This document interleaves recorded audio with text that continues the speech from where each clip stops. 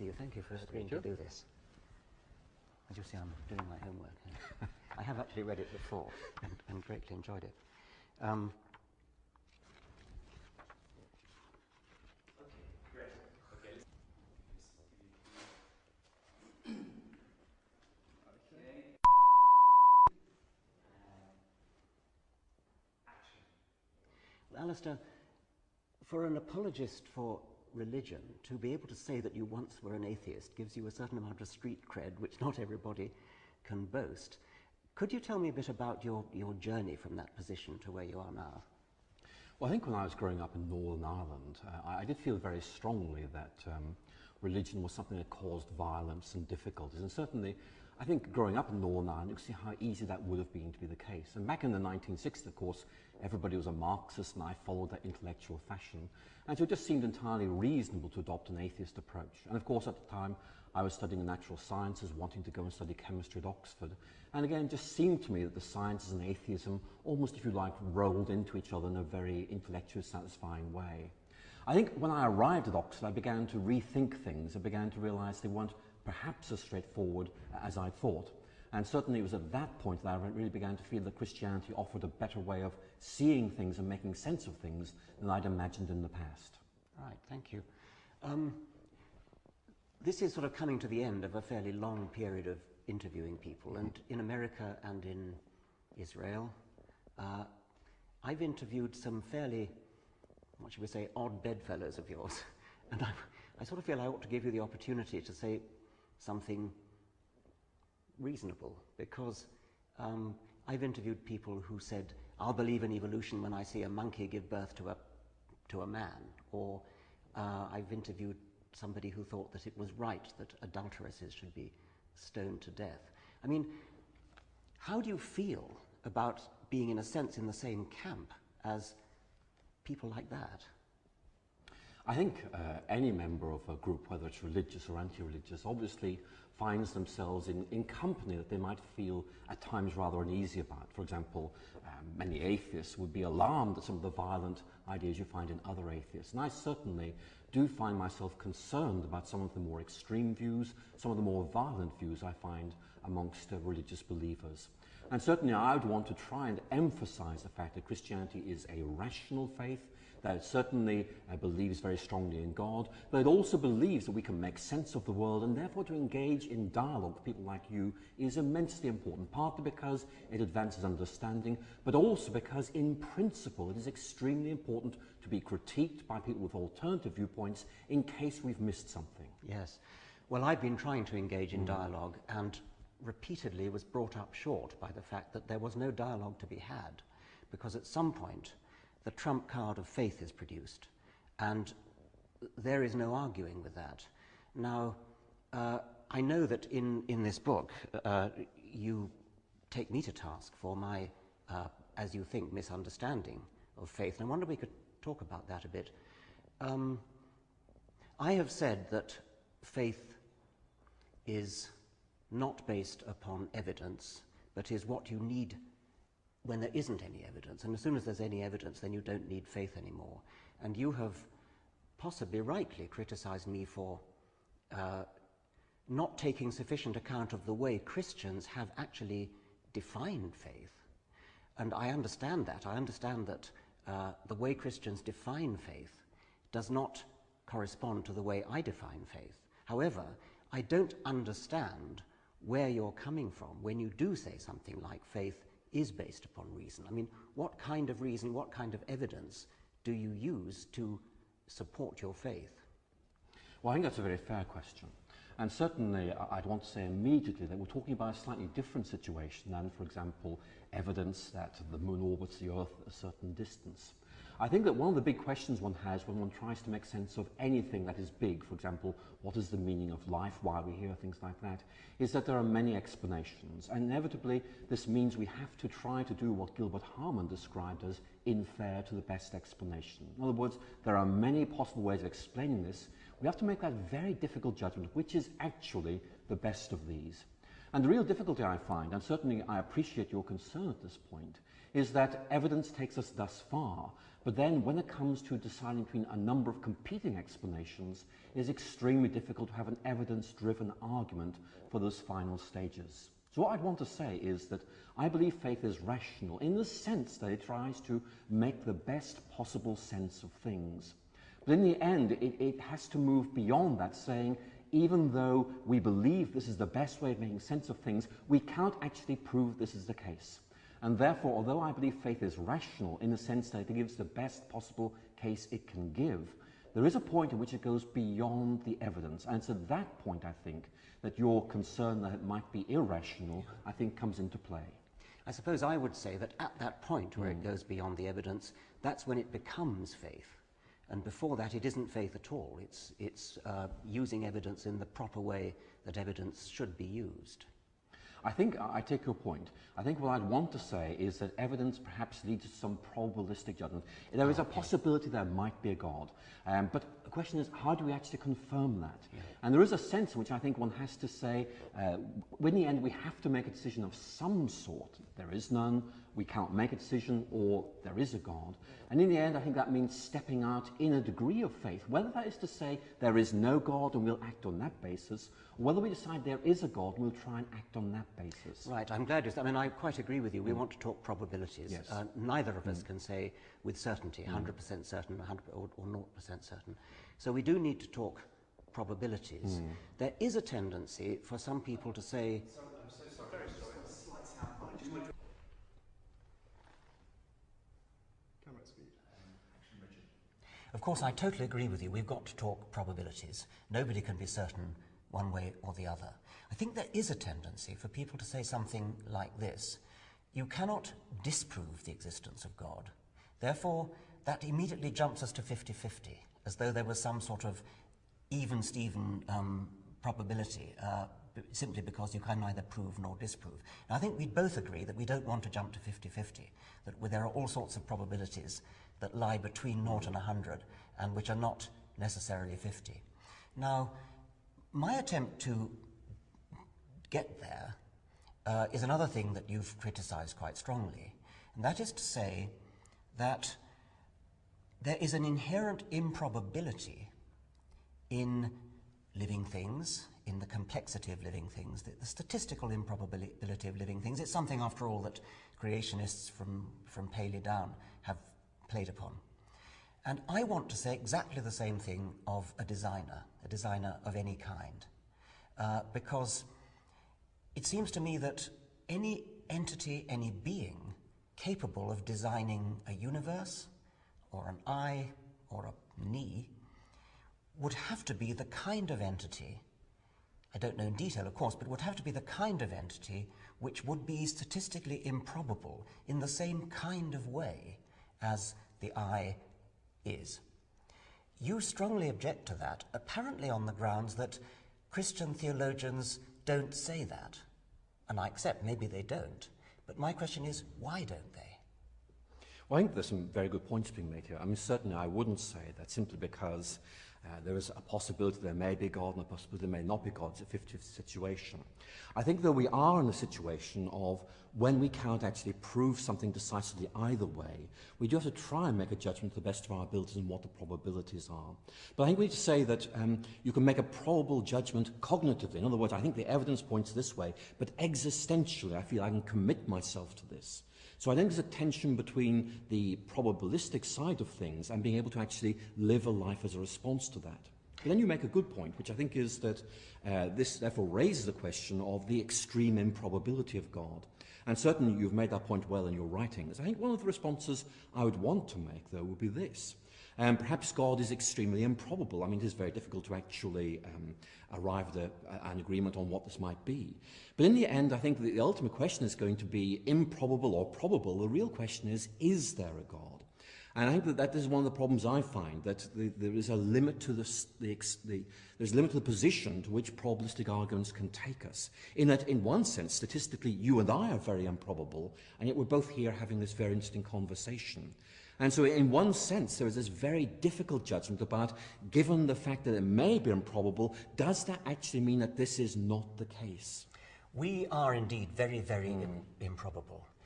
because we're so improbable and all the rest of living things are improbable, we desperately need an explanation which explains that improbability. Now, as you know, evolution by natural selection does exactly that.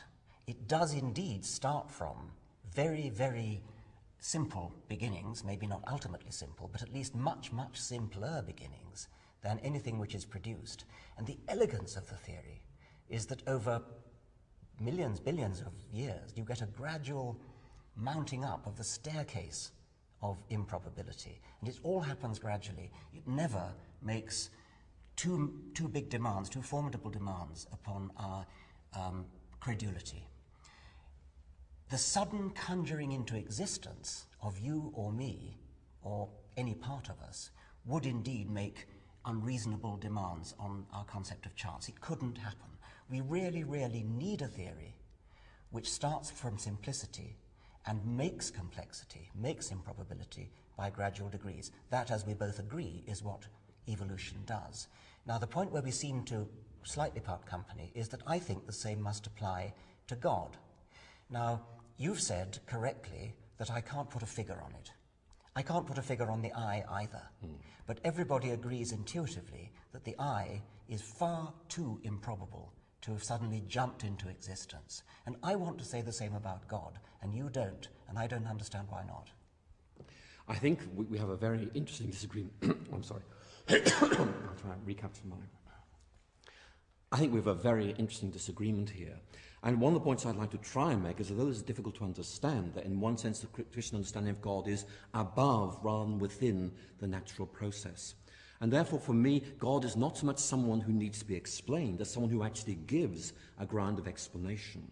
And so going back to this whole question of how we arrive at any decision about this, I often go back to C.S. Lewis, who once wrote, "I believe in Christianity as I believe the sun has risen, not simply because I see it, but because by it I see everything else." And Lewis's point there, which I think I find quite persuasive, is that belief in a God actually gives you a way of seeing the world, which actually makes an awful lot of sense of it. Now, you'd rightly come back and say, well, you know, that does not prove anything, and I concede that point. But nevertheless, I believe that one of the questions we have to face here is what worldview, what way of seeing things actually enables us to make most sense of what we see around us and the implications for our lives. And so in that sense, I would want to say that I invoke God not as something within the natural order, but rather as something that actually makes more sense of the natural order than otherwise might be the case. Sounds a bit to me like a sort of intellectual conjuring trick. I mean, you kind of conceded the point, but then said, well, if you believe in God, it illuminates everything else. And I could well imagine, for example, that it doesn't just illuminate the natural world for you, but illuminates a kind of internal world where you feel a subjective awareness which you can make sense of by assuming God. However, I think that's moderately weak, and it's even weaker when you're talking about the natural world, because you're still left with my point that it's not just that we don't need God in order to explain the natural world, but he's positively improbable for exactly the same reason as the sudden conjuring into existence of an eye is improbable. So what I'm saying is that the argument of the creationists, and I know you're not one of them, but their argument actually backfires very badly, because the ultimately complex entity, and he has to be even more complex if he's going to do the rest of what you require him to do, which is to illuminate your path, illuminate your internal feelings, to say nothing of answering prayers and forgiving sins and all that kind of thing, plus making a universe. He's really got to be far, far more complicated than an eye, and therefore it's not just that we don't need him to explain the world because we've got evolution. He is improbable for exactly the same reason as the sudden jumping into existence of living complexity was improbable before we understood Darwinism. I mean, if you believed in a God who evolved, I'd be much happier. If you said, well, somewhere out in Alpha Centauri there's a superior form of life which is so immensely superior to us that we would call it God, and maybe it even seeded life here, and maybe it beams rays here to protect us and forgive our sins and all that sort of thing, I'd be much happier with that, because I could then say, well, the God actually evolved, and therefore we are no longer bereft of an explanation for his existence. But I don't think you do believe that. Well, I think you've made some very interesting points. And again, just going... Hold it there, I'm so sorry. Okay. Just a second. Camera speed. I think there's some very interesting points there. I think the first point I'd want to make simply is this. I mean, it's not as if I believe in God because I think he's a good explanation. It's that actually I believe in God for a number of reasons, and I find there's this explanatory bonus to us. In other words, that believing in God does give me a way of making sense of things, even though I don't actually think that's the primarily important thing about him. But then you make some very interesting points again about the complexity of God, about where God comes from and so on. And again, those are significant points which must be talked about. But one of the observations I've made is that in talking to natural scientists, I mean, if we look at the split between religious believers and those who don't believe, I mean, it's roughly 50-50, with obviously a number undecided. And so I think I would have to say I don't find the case for atheism compelling on the grounds of natural science at all. I think the issue, if you put, as you put, of where God comes from is a very significant question. But from a Christian perspective, that isn't really the question that is to be asked. The idea is that God was there before everything, and in some way God makes things in some way. And as a result of that is the ground of explanation. But as a Christian, I don't need to invoke God to explain why this TV camera works, why things fall from the earth in certain ways. It's much more I understand God to have made a framework which actually is regular and can be understood. And therefore, actually, in one sense, we have this very interesting historical observation that in some way Christianity may have catalyzed the emergence of the natural sciences by stressing the regularity of the created order, and thus in fact it's so amenable to scientific investigation and scientific explanation. That, of course, could be a historically valid point, and I don't know enough history to judge. When you say God didn't come into existence but was always there, I find that not really very helpful, because, I mean, suppose I go back to my problem of explaining the eye. It would be no kind of answer to say, oh, well, the eye was always there. It would still be something that requires explanation in the sense that anything statistically improbable does.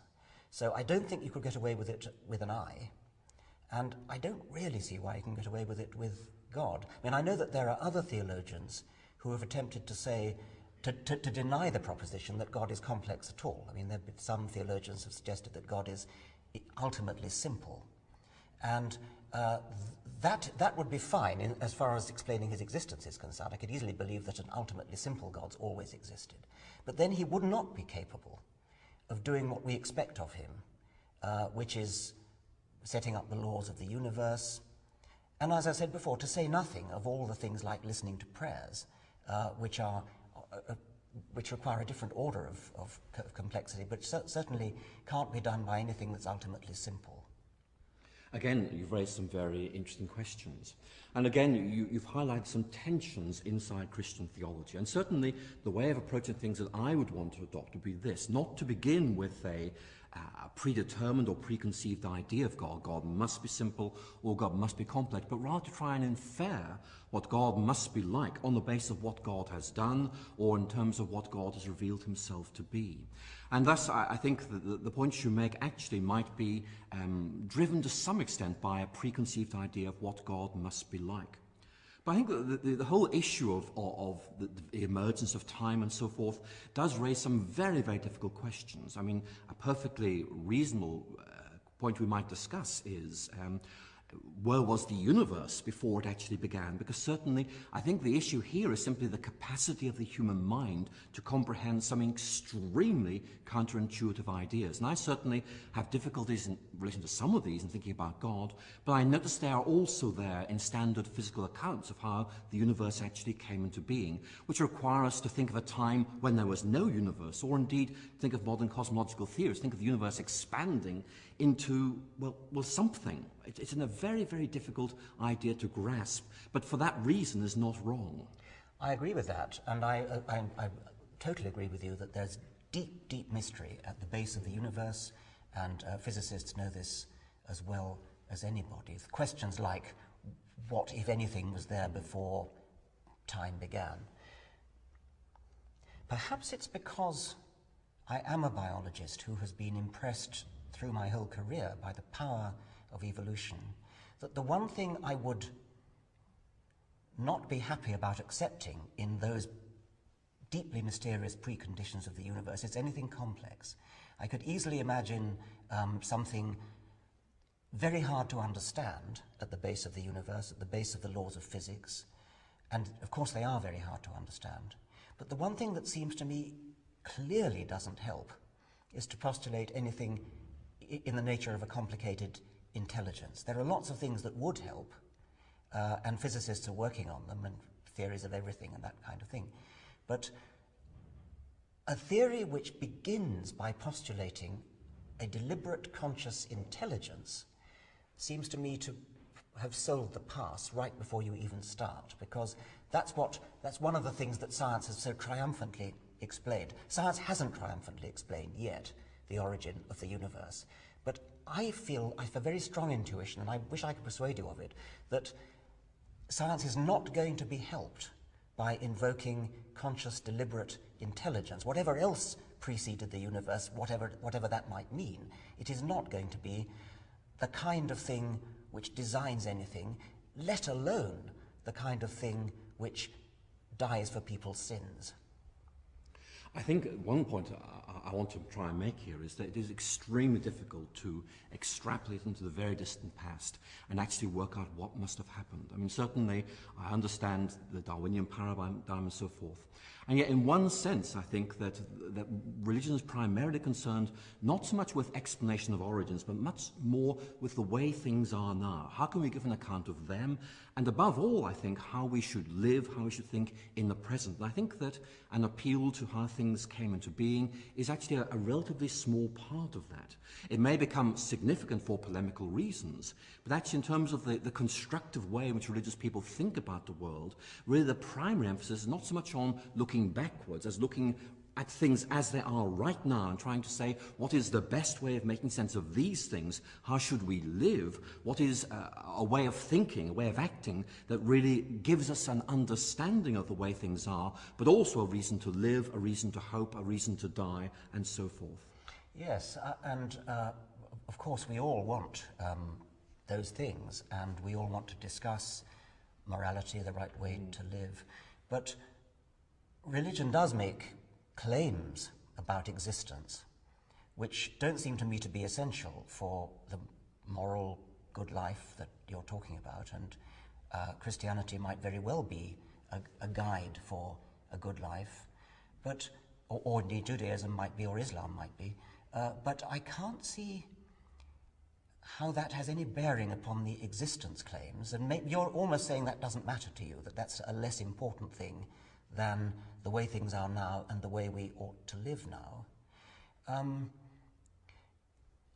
From what you were saying before, I could imagine that you would be some sort of a deist, some sort of a believer in an ultimate prime mover, although I would depart from you there as well.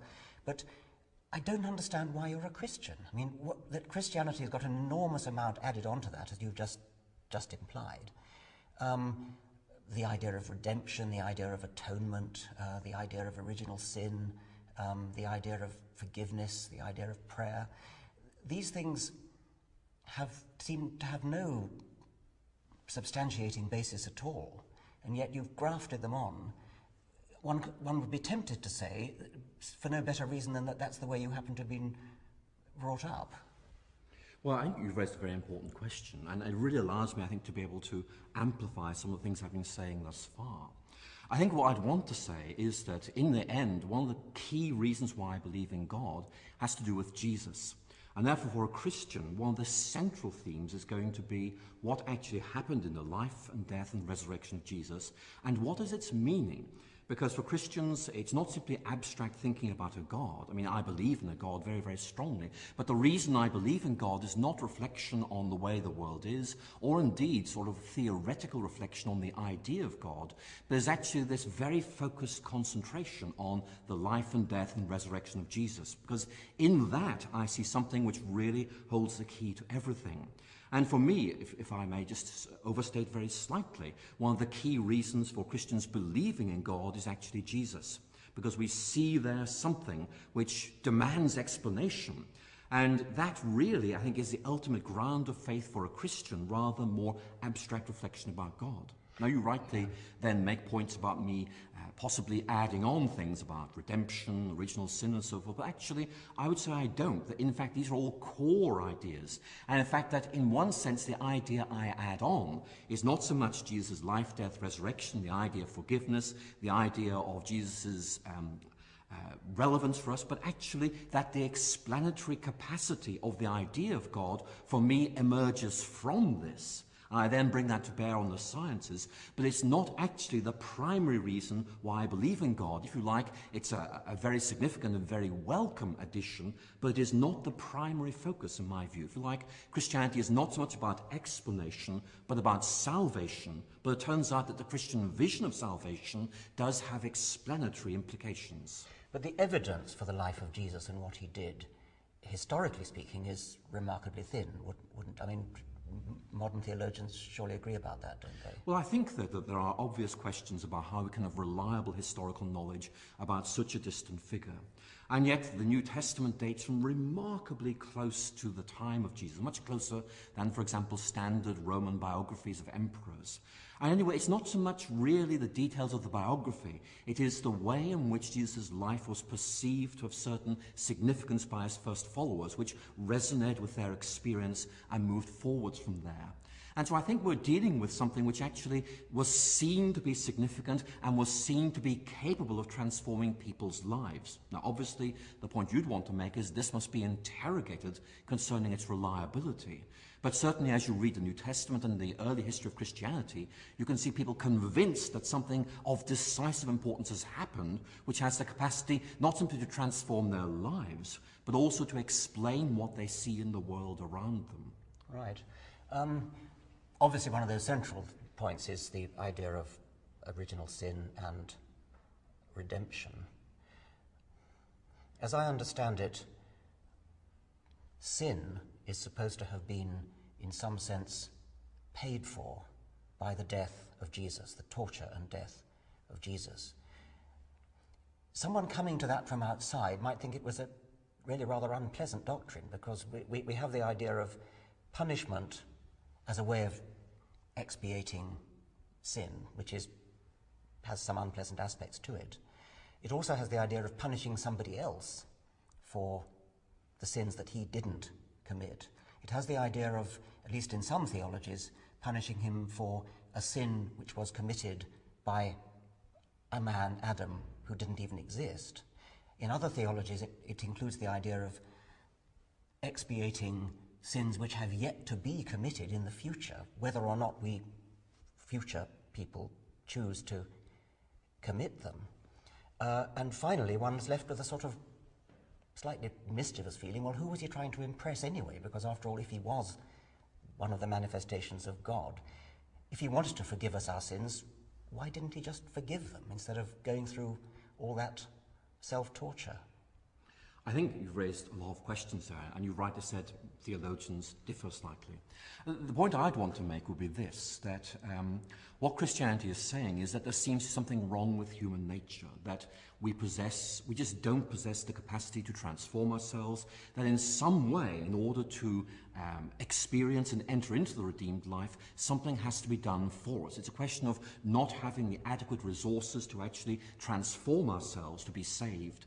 And therefore the Christian understanding is that in some way, the life and above all the death and resurrection of Jesus are the basis for this transformation. Now obviously theologians disagree, but a very key theme is that in some way, by entering into the world in Christ, God is demonstrating the extent to which we have wandered from him, and also his yearning or longing that we should actually come back to him. So for me, the death of Christ is about God demonstrating love for us, bringing home to us how far we are from us, but also, if you like, making it possible for us to return to him, to relate to him, with the removal of barriers such as sin or guilt which stand in his way.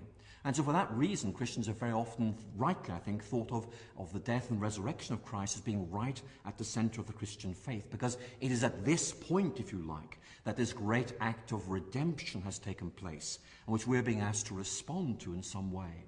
But it's almost as though you're slipping away from the factual veracity of this and erecting the death of Jesus as almost a kind of poetic, symbolic act.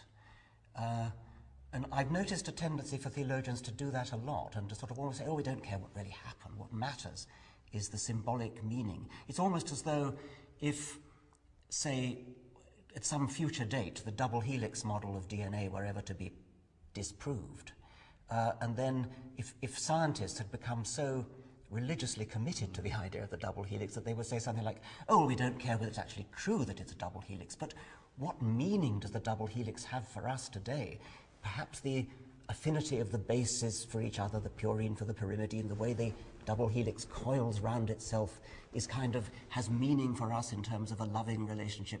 You get the point. I mean, doesn't it actually rather matter that this man was tortured and killed for somebody else's sins when if he was God, he had the power simply to forgive them or perform some other symbolic act rather than actually be crucified in this horrendous way? I think for Christians, the events you've described, the actualities, are immensely important.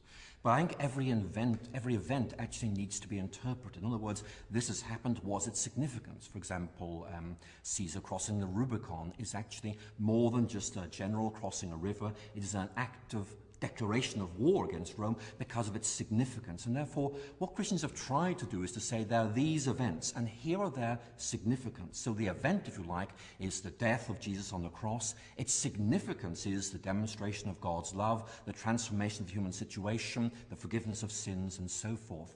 And certainly I wouldn't want to minimize for one moment the pain that Christ suffered, the apparent torture, as you rightly say, he went through. And from a Christian perspective, that is not about glorifying torture. It's not about in any way saying, let's do to other people what they did to Jesus. It's much more saying, look, in Christ we see God entering into the world at its darkest parts. The worst that the world could do, the punishment of Christ, his rejection, his torture, his agony, his death, and so on, then in some sense God entered into those darkest parts of the world in order to redeem it. And certainly, you mentioned earlier I might have been a deist. I hope I'm not, because a deist would simply take the view that God is up there looking down on things, perhaps benignly. But the kind of God I believe in is a God who actually enters into this world, takes on this world at its worst, in order to try and transform it. And that really is part of this gospel of redemption, that in some way God chose to enter this world to bring about its transformation through Christ. I understand what you believe. I wish I understood why. Thank you very much. I think I do. That's good. The question of Yeah, I'm just... suffering. If you feel it flows, I'm very happy to take it. It's just that the last thing... Cameras at speed. You said you're not a deist but a Christian. There are, of course, other ways of departing from being a deist. You could be a Jew, you could be a Muslim, you could be a Hindu. They're all different, and they differ in many of exactly the kinds of details that you feel so strongly about. How do you know that the particular faith in which you happen to have been brought up is the right one, rather than just the sort of abstract God of the physicists, which we were talking about earlier, which doesn't make all these additional claims? Why Christianity? Well, I certainly began as an atheist, and therefore when I began to be convinced of the truth of Christianity, it wasn't so much a question of, I've been brought up in this way. It was much more, this seemed to me to be the right way. I think part of it is the fact that Christianity offers an explanation not simply the way the world is, but also why there are alternative ways of looking at other religions. And certainly if we take someone like J.R.R. Tolkien, well known for his Lord of the Rings, his point is that we all tell stories to try and make sense of things. And all of these, if you like, are grasping after truth, and some of them realize some of it. But his point is there are shadows there amidst the light. And Tolkien's argument, which I personally find very helpful, is that Christianity offers the narrative, the way of looking at things, which actually in some way brings to fulfillment what we find in other faiths. And so I'd want to treat other faiths with the greatest of respect, but hold personally that what I see in them that is good is brought to fulfillment in Jesus Christ. For that reason, I'd want to dialogue with them, to learn from them, but above all to say that, in my view, these reach their fulfillment in the Christian revelation. Well, I hope they would want to dialogue with you. I know, it's a triumph of hope over experience. What about the problem of evil? What about the fact that there is so much suffering in the world? People say, obviously you'll think naively, and I haven't said it, but people will say things like, where was God in the tsunami? Where was God in the New Orleans hurricane, etc.? I think Christian theologians, in looking at natural disasters, suffering and so forth, have tended to take two approaches. One is to say, let's try and explain this. And that, I think, doesn't really get us very far, because we can't really make sense of these things. Maybe there's just the way things are. But the other approach they have used, I think, is much more important, is to say that we need to cope with suffering. That, in effect, the real issue is not so much how we make sense of this, but given that people are suffering, what may be said, what may be done to actually make that more bearable. And certainly the Christian view is that of a God who knows suffering at first hand, who's been here before us, who's experienced the worst that the world can throw at in the life and death of Jesus Christ. And I certainly do find that consoling. It also animates me to want to try and do something about those who are suffering at this moment. So it's not simply a question of intellectual reflection, it's about wanting to try and get out there and do something, because I believe that's what God would want me to do. When you read of tens of thousands of people being killed, drowned, or blown away, whatever it is, and then you read that one child was saved, and the parents are, thank God for saving this one child, doesn't the irony of it strike you? I mean, that God could have saved all those 10,000 people. Why would he save this one child? I mean, I would hope that he would say he didn't save the one child was just lucky. But there are many people whose faith in God, almost unbelievably, I find, is increased when there's a disaster of this kind, rather than being decreased. I mean, can you get your head around that? I think I would love to be able to explore the question of whether the world could be made in a different way, so we don't have these seismic shifts. Could we make a world where there weren't these things? Could we make a world in which these shifts didn't take place with resulting tidal waves and so forth? I don't know the answer to that question, but it's a very significant question all the same. But in response to your question about a child being saved, I think one of the most fundamental instincts in human nature is to want to give thanks for things that happen that they believe to be good things. And certainly I fully take your point that it seems ironic that when many have died, we should be thankful for one being saved. And yet for the parents in question, that would unquestionably be something they felt overwhelmed by, and would be the most natural thing in the world for them to want to give thanks that their child had been saved. Of course, and I mean, I would agree with that. I'd agree that the psychological benefit of that is huge. But would you, as a detached scholar and theologian, would you want to say God saved that one child? I would want to say that God saved that one child. I would also want to say that the parents in question were right to give thanks for that. But I would therefore not want to say, I think, that God was in some way responsible for what happened elsewhere. I'd want to say that rather the limitations of the way the world is lead us to the point where this happened in the first place. In other words, that the key question is, could a world be made in which these volcanoes do not erupt, in which there is no shifting of plates, where there are no tidal waves? And that, I think, is not a question about God. I think it's a question about the way things are. I can't help feeling you're painting yourself into a rather awkward corner here, because on the one hand, you're saying, well, these are plate tectonic events, and could one imagine a world that didn't have plates drifting around and therefore the occasional earthquake and tsunami? And perhaps you can't.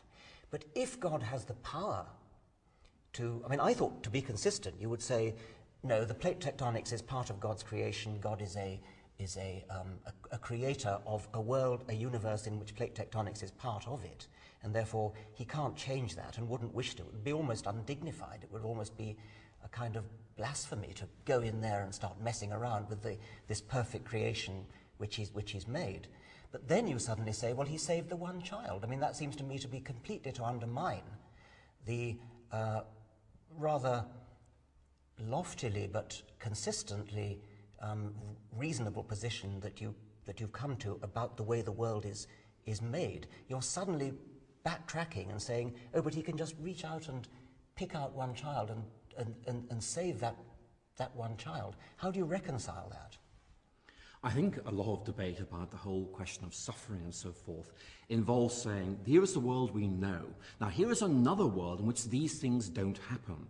And there is this idea that somehow that imaginary world can be used as a way of judging this world. And certainly we find that in both Christian and indeed atheist writings. I want to say that the world as we know it is the only one we have to compare it with. And therefore we might theoretically reflect on whether there could indeed be a better world where these things don't happen. But we have the way the world is. If there is a better world, I don't know what it is, and I don't necessarily believe there could be one, which is why I don't have any difficulty in accepting that God made the world as it is. But my key point is that when faced with suffering, we are dealing not with a God who stands up in distant isolation, who somehow just says, oh, that's just too bad, but a God who has entered into this world, who has experienced its pain, who knows what it is like to lose a son. And for Christians, that's immensely important, because it means that God is one who doesn't just be a compassionate, distant spectator of what's going on, but one who has been here before us, and thus people can turn to with confidence, knowing that God understands what they are going through. I almost get the impression you're not interested in the question of did God reach out and pluck that child. I mean, it's almost as though you're constantly concerned with the psychological impact, with the symbolism, and yet you did say you thought that God saved that one child, and that, I still repeat the question, it really does seem to me to contradict the very reasonable thing you said before, and just now again, that the world is the world, and you would not expect God necessarily to be able to interfere. I mean, let me put another example. At the time of the 9/11 atrocities, one of the planes didn't make it to its target and crashed into a field, and it later emerged that some of the passengers had probably been wrestling with the crew, and that's why the thing. The wife of one of those men, they learned about it on mobile phones, said that she felt that her husband, who had been wrestling with the hijackers, was God's instrument in stopping the plane crashing into whatever its target was, might have been the White House.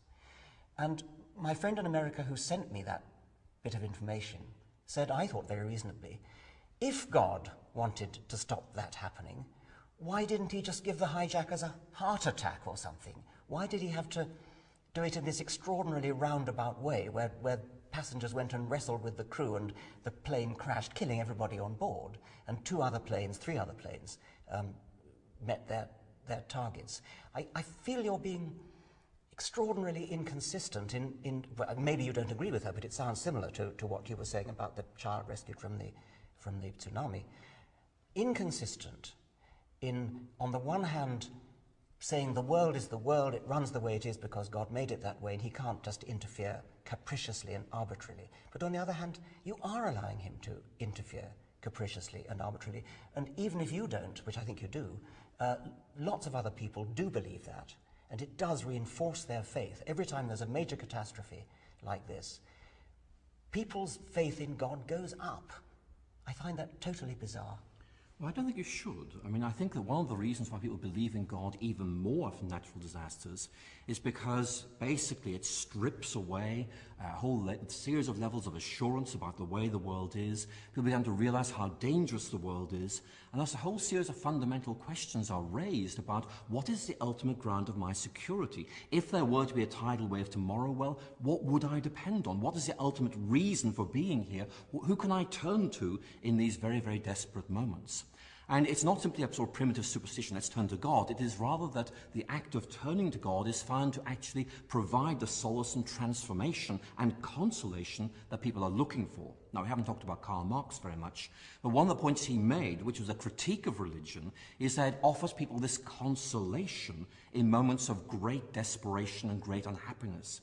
And that, I think, is an extremely important point here, that actually this changes people's lives. Now, you're right in making the point there are some theoretical difficulties here, and I agree with that. But I'm noticing in particular the much greater truth that religion is able to meet people where they are and actually deal with those concerns that really meet them. Now, going back to your earlier point about, for example, the 9/11 thing, one of the standard Christian ideas is that God doesn't do things directly himself, he tends to delegate to others. And certainly one of the leading themes of Christian spirituality is, what should I be doing to serve God? What is it he wants me to do? And therefore, I personally wouldn't have difficulty in understanding what those passengers on that plane were doing. I mean, what they were saying, in effect, is, if I wrestle these people to the ground and this plane crashes and I die too, well, I believe a greater good will come out of it, because if this thing crashes where they want it to crash, so much more damage is going to be done. And so I think that there is this issue of simply wrestling with this question. What is it that God wants me to do? And in that case, I think these people clearly felt this was the right thing to do and believed they had done the right thing. I'm sure they did, and I'm sure it was the right thing to do. I have no problem with that at all. The problem I have is with the man's wife saying that he was the instrument of God. If he was the instrument of God, why didn't God just tweak the steering wheel of the plane or do something else that in his omnipotence he presumably could do? It's one thing to say this man was a courageous man who decided the best thing to do was to wrestle the hijackers, even if it meant crashing, which of course it did. That is entirely understandable. That's a rational calculation. It's a calculation I like to think I might have done myself. But the calculation that says he was the instrument of God, whereas God, you might think, would have used a much more humane instrument if he was capable of doing it. I mean, what it looks like to me is that the world is precisely the way it would look if there were no guiding spirit, no God, nothing controlling it. Bad things happen, good things happen, and there's nothing we can say to explain why bad luck happens to some people rather than others. It just happens that way. That's the way the world looks like to me, and I understand the consolation point you're making. Of course people can get consolation from it. What I don't understand is how a sophisticated, rational, thinking man like you can buy that stuff. Well, I think I buy that stuff, to use your language, because I believe it to be right. And I believe it to be right partly because of rational reflection on the way the world is, which incidentally leads us to no firm conclusions. I think that one of the real difficulties is those of us who are atheists and those who are Christians and those who are others actually have looked at the world and probably reflected on it for a very long time, but actually have come to different conclusions. And in many ways what I am saying simply is that I believe the Christian way of looking at the world does make sense of most things, even though there are obviously gaps in our understanding. But going back to the point you made earlier, I mean, why didn't God just take the steering wheel, whatever you call it, an aeroplane, and change things? Well, that has been a constant issue down the ages, as you will know. And Christians understand God to have made the world in a certain way that has, if you like, a framework, but actually does not directly intervene. And of course, the classic example of this is the crucifixion. People were screaming at Jesus, if there is a God, well, why didn't he just take you away from there? Why didn't you get down from there? And of course, that really reminds us that we're dealing with a God here who does not intervene directly in the world as we might hope. Certainly, there may be occasions when that happens, but the predominant pattern is that of us having to get on with things, being encouraged by, nourished by what we know God wants us to do, what God has done in Christ. But there's no quick fix of God just intervening rather like some kind of nanny and stopping us doing things. One of the things we have to learn is that this world is a dangerous place, and we learn the most difficult lessons through the hardest way, which is by being exposed to them. And certainly, if you look at writers like Voltaire, they will say, well, maybe there is a God who could take all these things away and we live in a sort of rather pampered way where nothing ever happens to us, but that actually isn't really living. I understand every word of what you've just said, and I respect it totally. What I'm worried about is the inconsistency of what you've just said with what you said when I asked you whether God saved that child, because it seemed to me that by answering yes to that question, you precisely were admitting that God does intervene as a nanny from time to time. He chooses to sometimes and he doesn't choose to other times. Why don't you just say he doesn't intervene at all? Then I would understand exactly what you're saying, but you seem to me to be inconsistent and sort of jumping about in your answers. Sometimes you say that God doesn't intervene, and you make a very eloquent case for why it would be a rather undignified sort of thing to do as a God. On the other hand, you say he does intervene when he rescues one child from an earthquake.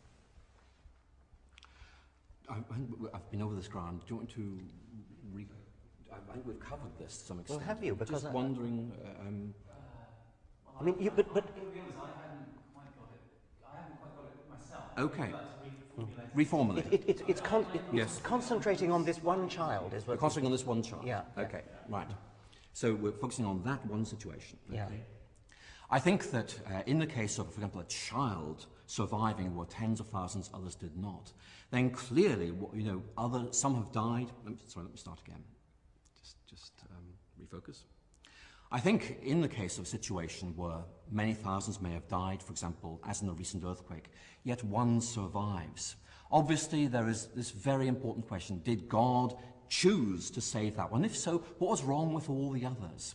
And I think that the natural Christian instinct, which I believe to be correct here, is indeed to speak of God saving that child, not because God wanted any others to perish, but because God, as it were, chose to save that one. And I think that the whole language here, which we find, for example, in Augustine, is that of God wanting to do something in the midst of a world which is not perfect. And again, the Christian vision of the world is that this is not the way God wants the world to be. It's the idea of an imperfect, a fallen world, a world of suffering, where things happen which God does not want to happen.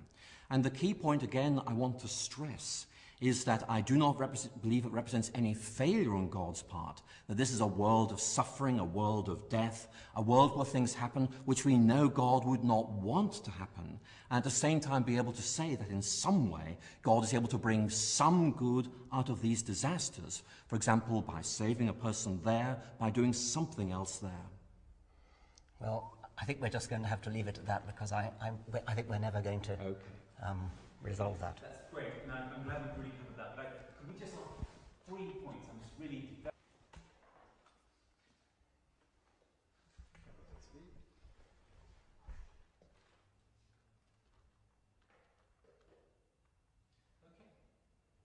We live in difficult times with suicide bombers around the world, and time and again one gets the feeling that the people who perpetrate these atrocious acts are absolutely convinced that they're right. And this is not so much a political decision to do something for, well, maybe it's partly a political decision to do something for a political cause that they believe in, I'm sure it is, but also the total conviction that you're right, to the point where you're actually prepared to kill and die for it, is something which even brave soldiers who win the Victoria Cross would hesitate to do.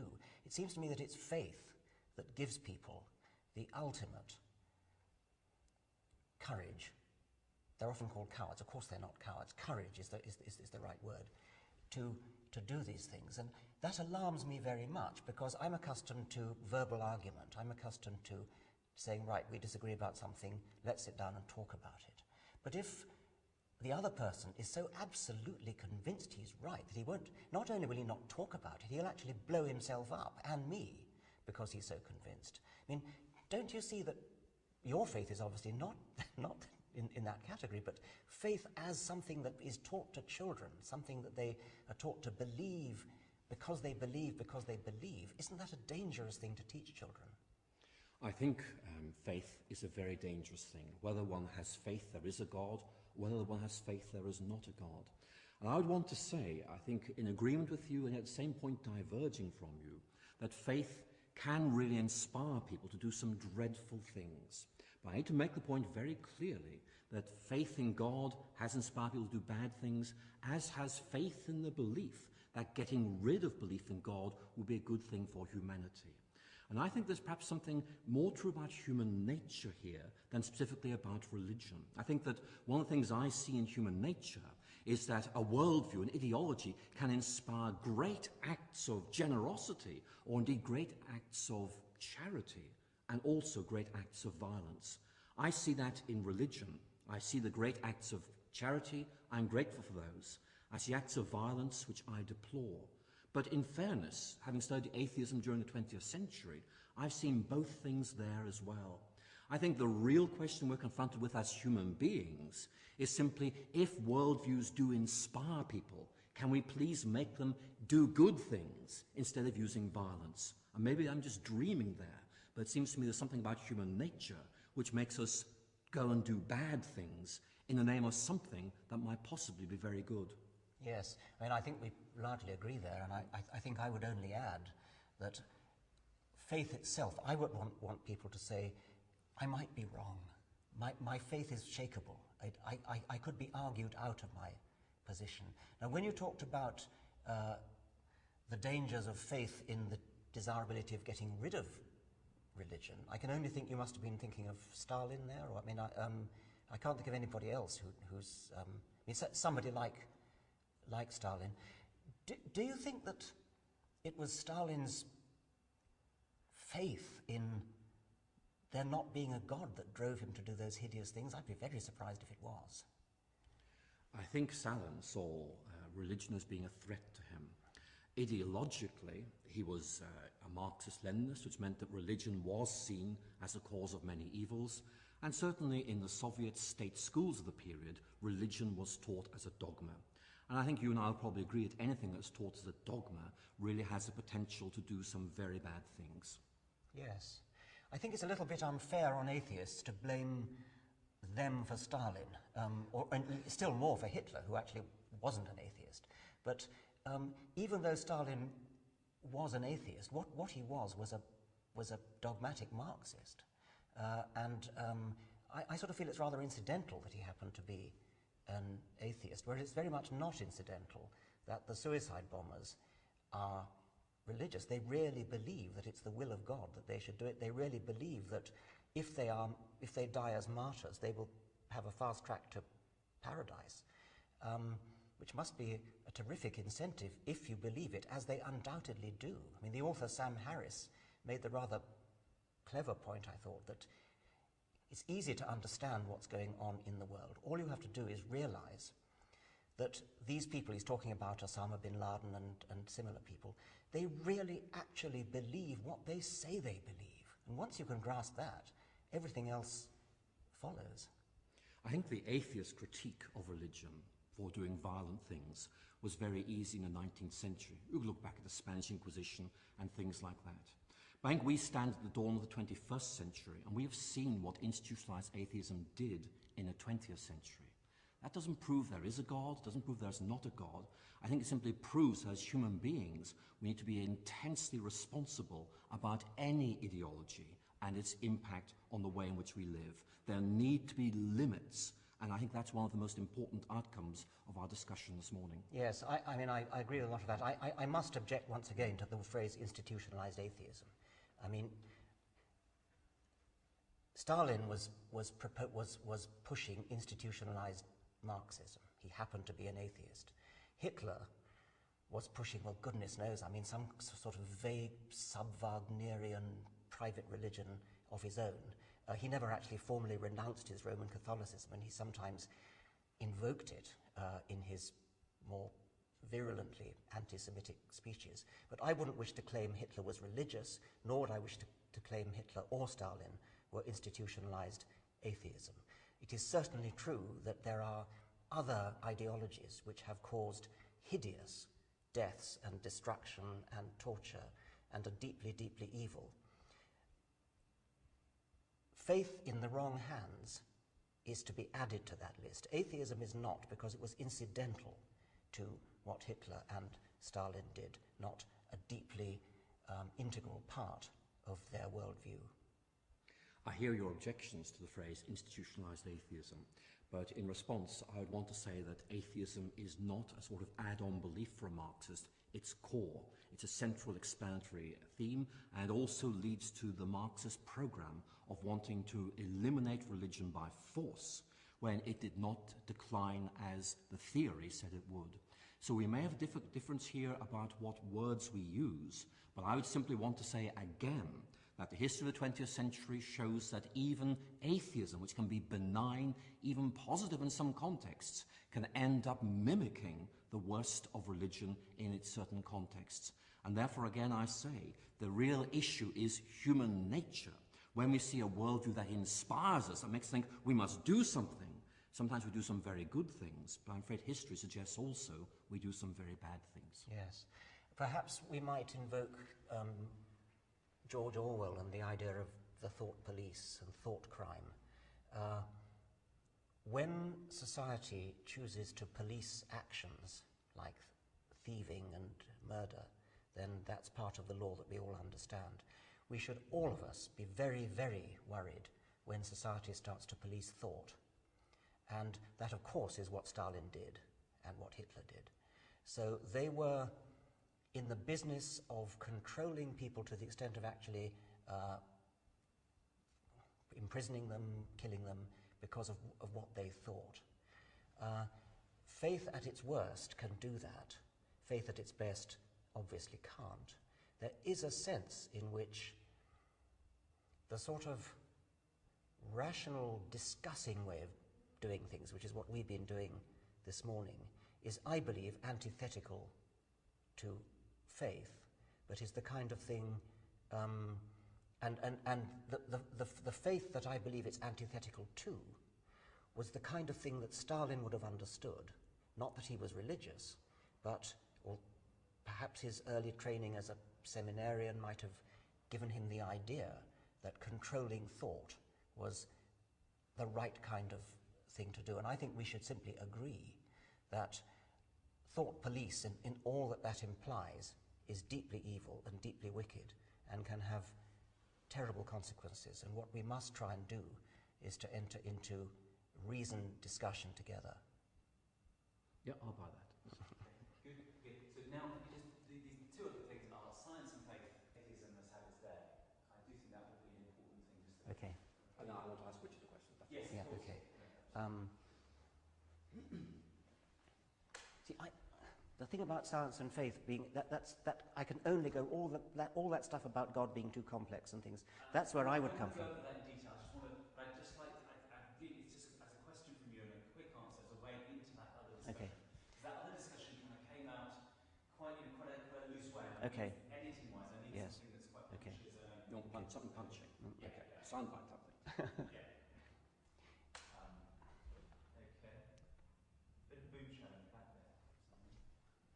Okay, that's fine. Okay, and action. Do you think science and faith are incompatible? No, and I think the history of the whole interaction of science and religion shows that this idea there's perpetual warfare between them is simply historically unjustified. What you can show is at times they are in conflict and at times they work quite well together. And it seems to me that there's an obligation on all of us to try and make sure that they work together well in the future, as at times they have done in the past. You've written that atheism is in decline, is in twilight. What do you mean by that? Why do you think that? When I was researching a book called The Twilight of Atheism, one of the things I noticed is that its appeal is shaped largely by cultural factors. Where belief in God is seen to be a bad thing, atheism begins to flourish. We seem to be entering a phase in Western culture where that core belief seems to be eroded. There's a new interest in postmodern culture about spirituality. And what I see happening, and I don't say this makes it right or anything like that, what I see happening is people beginning to talk instead about spirituality instead of atheism. It's particularly evident amongst younger people, and that made me wonder, amongst many other things, whether atheism actually was beginning to lose the appeal it once had in a more modernist culture. What about the sort of spiritual atheist, if I could coin that phrase, somebody like Einstein, who was a deeply spiritual man, but who didn't actually believe in a supernatural God? Well, it's a very interesting debate we could have about whether Einstein actually was an atheist. Certainly, he was not a conventional theist, but I think I would want to raise questions about whether he could be said to be an atheist as a result. But that example aside, I think I can certainly agree that there are many atheists who feel that it is natural or proper for human beings to explore a more spiritual side. I have no difficulty with that. But it seems to me there is an inconsistency there between a fundamentally atheist viewpoint, particularly a Marxist viewpoint which stresses the material side of life, and this growing interest in the spiritual side of things, which we're seeing all around us? I would call myself a spiritual atheist in that I do not believe in anything supernatural, but I have a deep reverence and wonder at the mysteries of the universe and a desire to understand them, while at the same time feeling that supernatural explanations for them are never going to be helpful. I think we have a very interesting disagreement then on what the word spiritual means, because certainly I know many atheists like you who will talk about a sense of awe in the presence of nature.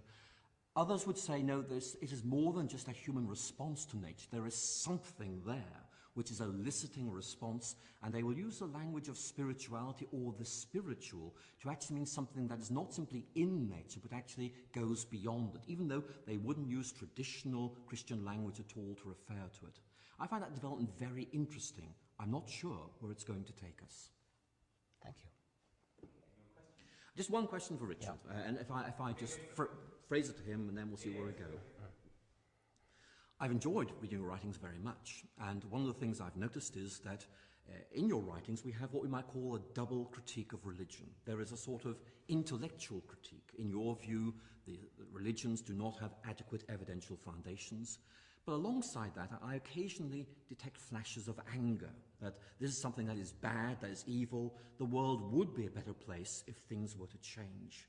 And so I suppose my question really is this: why the anger? What is it that really makes you cross about the way religious people think or behave? I think two possible answers to that. One would be relating to the evidential point first. I think that religion teaches people to stop questioning. I'm sure you disagree with that, but the way I see it, it is such a privilege to be born at all. It's a very improbable event that either of us were born. We have the privilege of being in this universe for a few decades, and during that time it is an enormous privilege to be able to understand something about the universe in which we live, why we're here, why we were ever born, where we come from. And I think that is such a wonderful thing to be able to do that I am hostile, I can get angry about competing accounts which seem to me to not encourage that kind of questioning, but instead to say, this is how it is, it's all written in the Holy Book, it was written 2,000 years ago, and that's the end of it. I think that deprives people. I think that is such a belittling, a demeaning view of the universe, and I think it's tragic that children are brought up with that when they could be brought up in a more open-minded way. So that's one reason for the anger. The other reason we've touched upon, it is that I do think that faith, unsupported by evidence, is a lethal weapon. Not doesn't have to be, of course it doesn't have to be, but it can be. It's a weapon because possibly unscrupulous people can get hold of often young men and use them as weapons, use them as human bombs. And the only reason they can be deployed as human bombs is that they have been brought up from childhood onwards to believe implicitly, without question, that whatever the particular religion is, the details don't matter. The point is that they do believe that it is the will of God that they should detonate themselves and blow up a busload of people or blow up a skyscraper in New York. I don't think that any kind of reasoned argument would do that to people. And so I believe that religion, religious faith, is an enormously powerful psychological weapon. It isn't always used for the bad, of course, but the fact that it can be used for the bad makes me want to cut it off at the roots, and at very least to stop the inculcation into children of the idea that there is something virtuous in faith. I am very concerned, so I suppose we could call this a third reason for hostility. I'm very concerned with the way children coming into the world, innocent and knowing nothing, are taken over by the religion of whatever culture they happen to be born into. Doesn't happen to everybody, but it's very common. And so you see children being labelled in Northern Ireland. This is a Catholic child, this is a Protestant child, with all that that implies in the really appalling cultural circumstances due to the history of Northern Ireland. I would much rather say this is a child.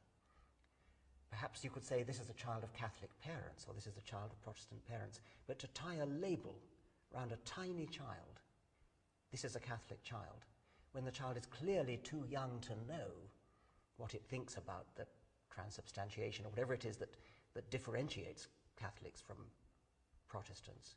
And it's no argument to say in reply that the conflict in Northern Ireland is all about politics and historical grievances. Of course it is, but the labelling of children, generation after generation after generation, down the generations, only exacerbates the problem and is bound to do so.